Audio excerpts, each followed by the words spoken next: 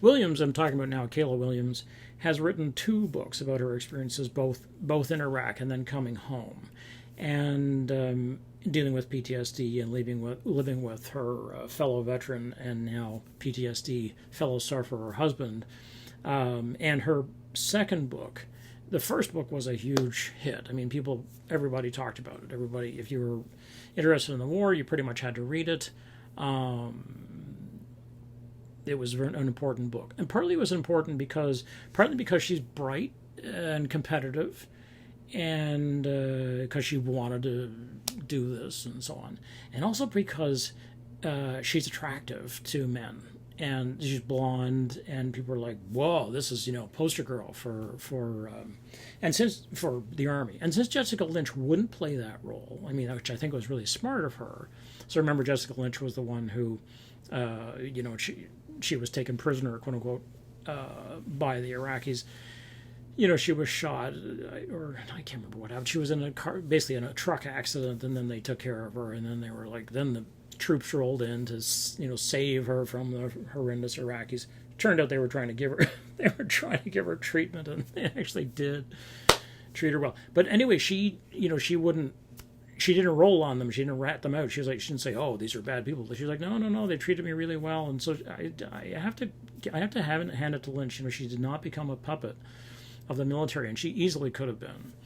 But Kayla Williams was like, this is the perfect picture of what you want a woman fighter to look like, an American. And so then she wrote her second book, Plenty of Time When We Get Home, which was published in 2014. And you may find that interesting. Yeah. Like any soldier, and we'll find women being treated pretty much like other soldiers, and also not being treated like other soldiers. I mean, it's both and. It's not either or. Williams finds herself in an authoritarian institution, which the military is. It's not a democracy, which turns out not to be fair, not to be meritocratic. I mean, people are like, "Oh, if you're a good soldier," it's like, what nonsense, give it up. I mean, really?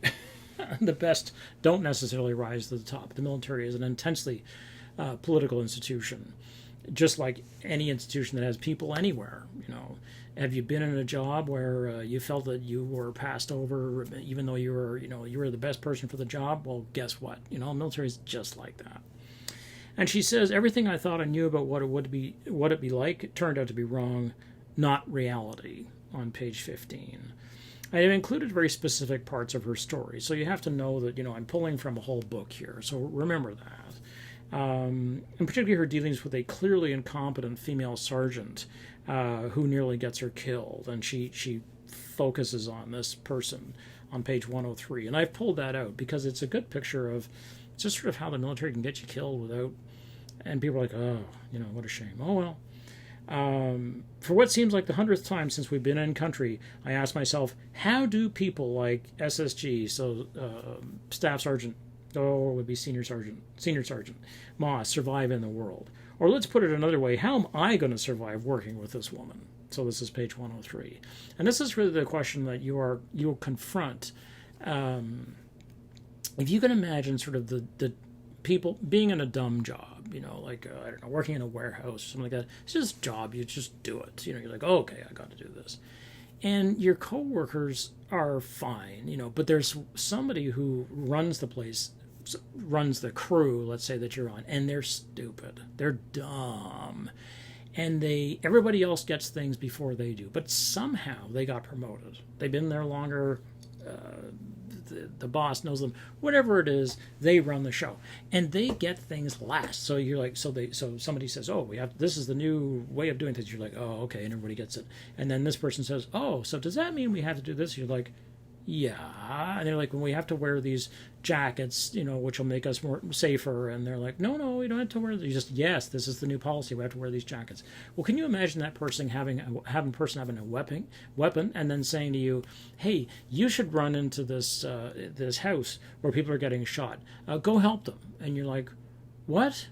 No, I'm not doing that. Well, you can't refuse a direct order on the battlefield. It's illegal. You can be charged with that. You can be charged with Article 15 and other kinds of offenses. So this is not a matter of gender. This is a matter of army.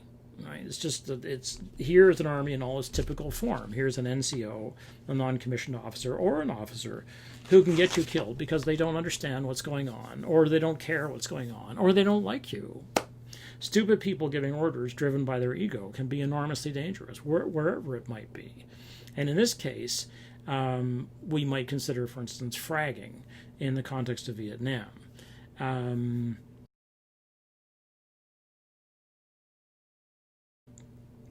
And fragging was considered to be specific to Vietnam, where towards the end of the war, so I'll give you a minute on this. Towards the end of the war, as the war became more and more unpopular, people could see that it was in decline, even though there were more and more men in country, more of everything in country. And the war was getting more deadly, too, because there were these people were calling in airstrikes. They were like, we don't care. Like, we're not dying for whatever. You want us to go and fight? No, we're going to call in airstrikes. So they'd move up and then just start bombing. Well, if you got caught in the field and somebody behind you was frightened and decided to call in artillery strikes or airstrikes, you might get killed because they were frightened. So there's our talkie cat. Yes, Shoga. I'll have to put another picture of her in. That must be what she wants. Okay, fine. I give. I surrender. I'll put in a picture of Shoga.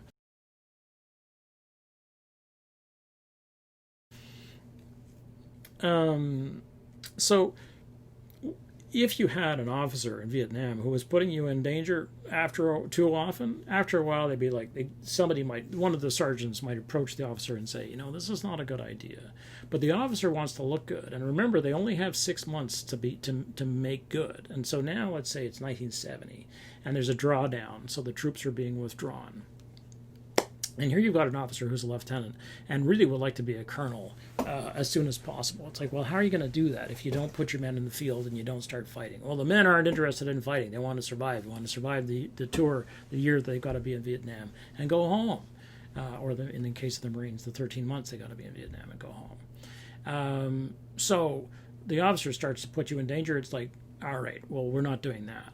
So after a point, instead of trying to, like the officer, shooting an officer in the field, somebody's going to see it, and it's dangerous. It's dangerous because you don't know whether you're going to trigger a firefight, and you don't know what's going to happen.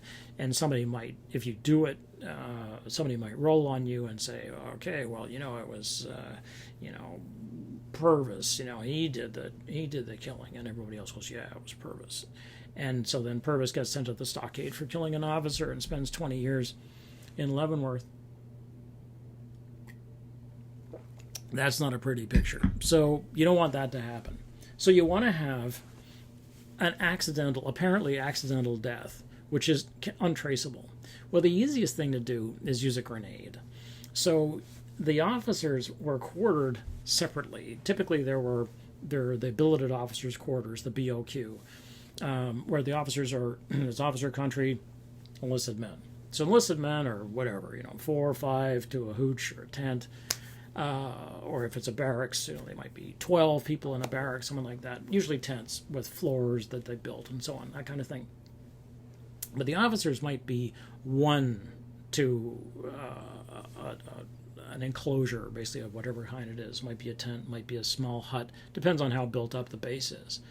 So if there are 2 officers, which would be unusual, but it might be 2 officers in a tent together.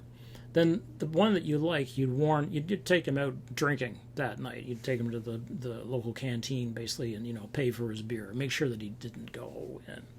And the other person, while they were sleeping, you just roll a fragmentation grenade or just throw it through the window, or roll it in. And boom, it goes off. That's the end of that officer. And nobody knows what happened. They just know there was a frag, but nobody knows who it was because it doesn't leave any traces, basically. You've got a person who's just sort of made to disintegrate and disappear. So fragging, as it became called, it was known as fragging because he used a fragmentation grenade, and that's the job of this particular grenade, which is to turn into a bunch of shrapnel and eliminate everything around it. So that's that. So fragging is one of these things that occurred later and later in Vietnam. There's a book about this, which is hard to get now. I'm not even sure if Western has a copy, called "Turning the Guns Around," which is about this sort of concept. Maybe what I'll do is I'll sequester this little discussion so you can watch it or not if you want to. Well, you can watch any of this stuff or not if you want to.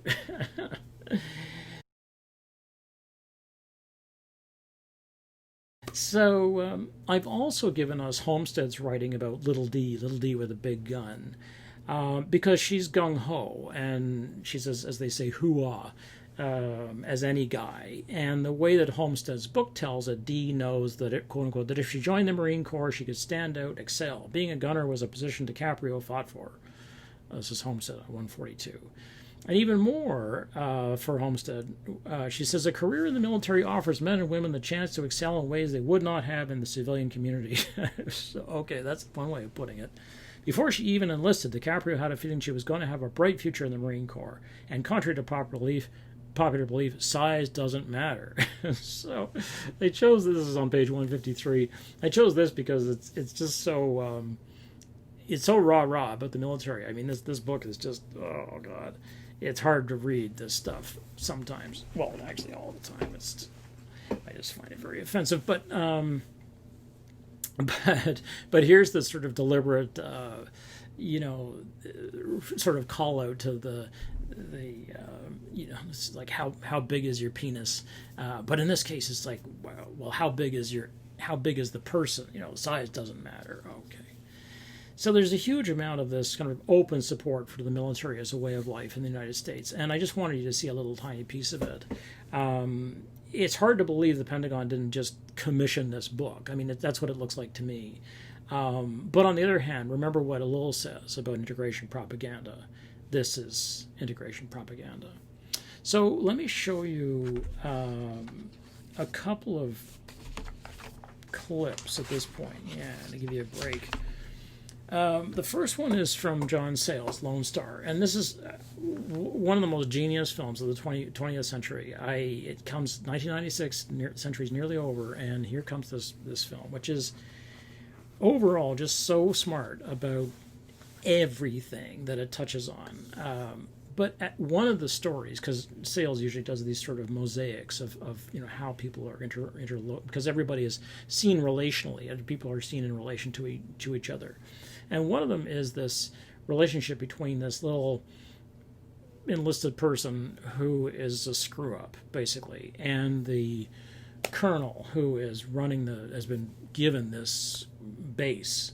Now the base is it's a fort, and it's a base. The base is going to be closed, so he's sort of been given this base, and it's going to be killed under his command, which is very tough. They were closing army bases. This is after Gulf War I, but before 2001, they were actually closing the army. They were making the army smaller because they were spending too much money on technology. They were like, well, we don't have money for people, so they began to close bases down and ask people to leave, and they weren't recruiting people as aggressively and so on.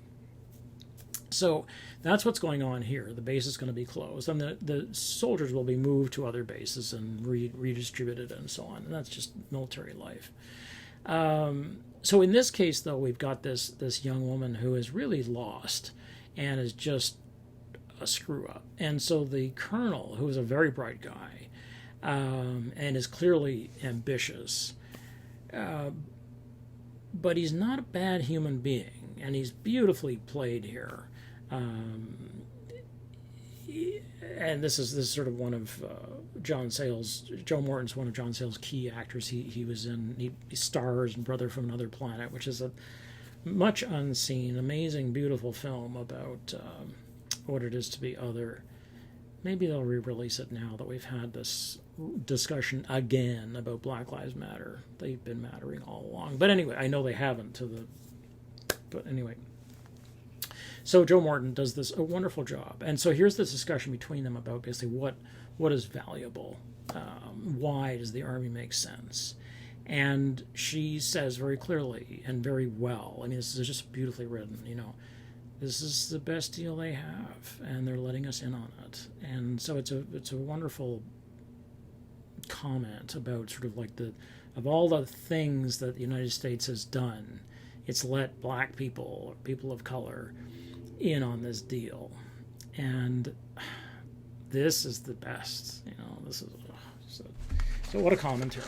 Okay.